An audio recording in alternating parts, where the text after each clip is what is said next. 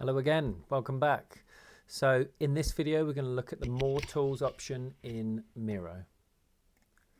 So jumping back into our dashboard, I'm going to open our test document up. So I'm going to click on these arrows here and this shows us the More Tools menu. So let's have a look through and see what we've got. So you can embed in an iframe code. You've got an icon finder here. Let's click on that. So let's see, I'm guessing we can drag out. Cool, so we can drag out some of these icons from here.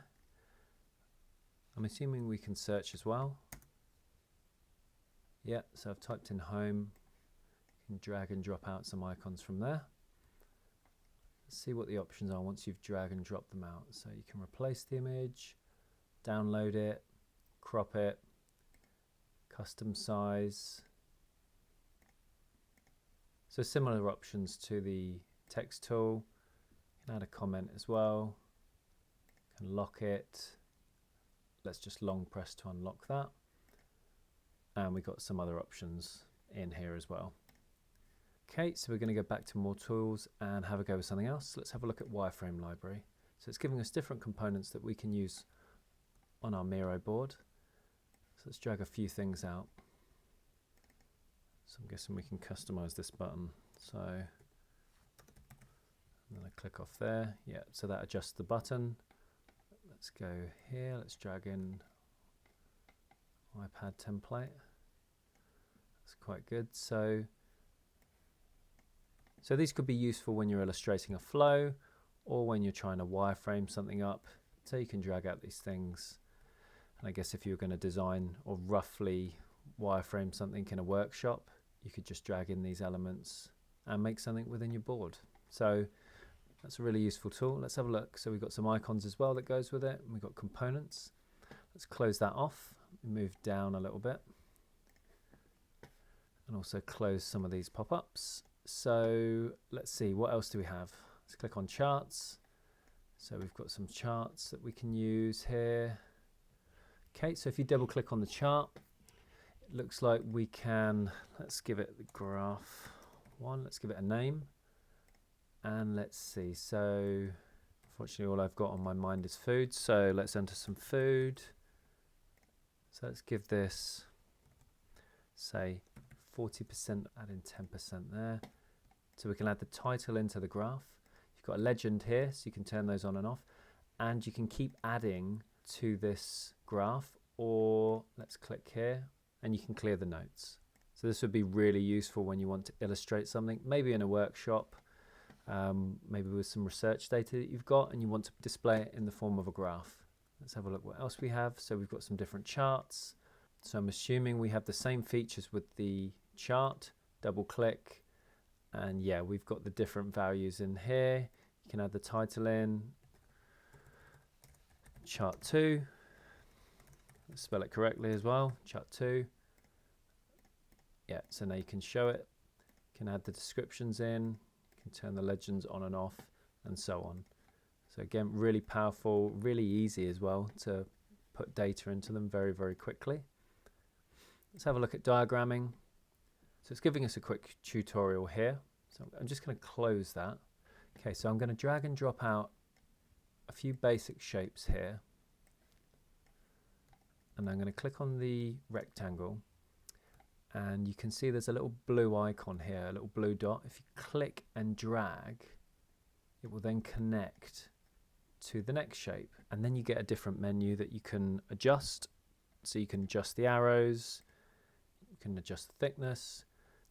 So we can adjust the arrow type here to have a bend, to be more curved or to be straight or dashed or dotted. Let's adjust the color. So we can add in some text. Again, I'm getting a how-to tutorial pop-up as well. So this can be flow 1. You can add some additional context here about what's going on with the flow. And let's see what else we have. That's quite cool. So you can add some text to be as part of the line. So that could be quite useful when you're mapping out a flow. And as you can see, you can adjust the text to be part of the line or just to stand out as normal.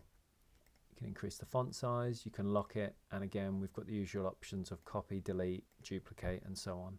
There's lots of different icons that you can use and shapes, and these different shapes could really help when you're building out flows for your designs. So let's close that and let's have a look what else we have. So I'm going to click on tables, and it's already, without even clicking, you can customize kind of how big the table is. So now if I click now and I click again, I'm guessing that releases the table onto the canvas. Again, we get a nice useful tutorial that pops up. And yeah, let's click into here and see what options we have.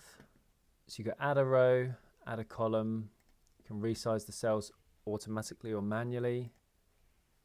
Let's just add in some information as well. Single click into there.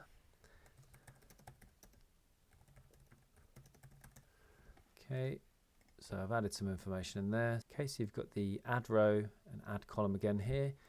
You've got the color for the background. You've got the font that you can adjust and change here. Font size, then you've got the bolds, the alignments, the text color, and you can highlight the text, which in this case is not a good idea. And then again, you've got the extra dots here, which show the copy, paste, remove row, remove column. So if I remove that row, it gets rid of it. So again, this is really useful when you want to bring in some data or some information, maybe from a spreadsheet, and you want to paste it into the Miro board. Okay, let's go back into our options and let's click on one more thing. So Google Images, let's see. So I'm guessing this will do a Google search.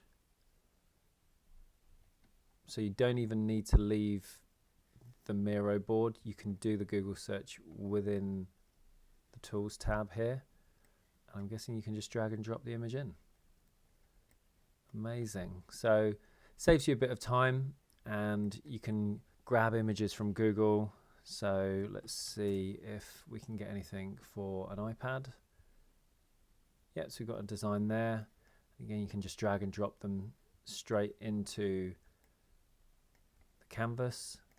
So as you can see, some of the images are slightly bigger than the others, but you get the idea. You can do a Google search within your Miro document. Okay, so let's click under here and let's go to the very bottom and let's click on Get More Apps. So there are different integrations here. We've got featured apps here. We've got some essentials. So there's lots and lots of different apps that you can use to help your designs, help your workflow. You can review some of the collections here where they've added some useful filters. So this shows you the different apps per heading, and here by use case, and here by the type of tool. So there's lots and lots of apps to explore. I'd encourage you to go in here, have a play around, search and see what they've got. And I'm sure you'll find something that will help you speed up your workflow.